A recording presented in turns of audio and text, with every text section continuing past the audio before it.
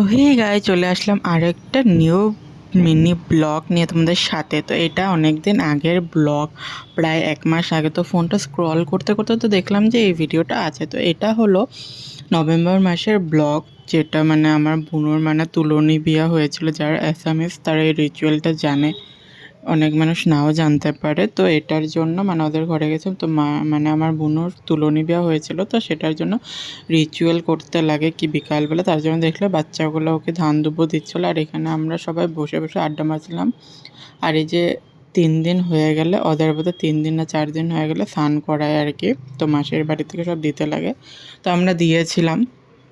তারপরে দেখো এখানে এই মামা বলছিল ওকে তেল দিয়ে দিতে, তো ও না বলছিল আমি পারবো না। আমি বলছি দিয়ে দে, পুরো মাথার মধ্যে তেলটা ঢেলে দে। তারপর ঢেলে দিয়েছে। এখন এটা নিয়ে হাসাহাসি হচ্ছে, তোমরা দেখতে পাচ্ছ। দেখো বিছানায় লাগিয়ে দিবা, আর এটা নিয়ে সবাই হাসছিল।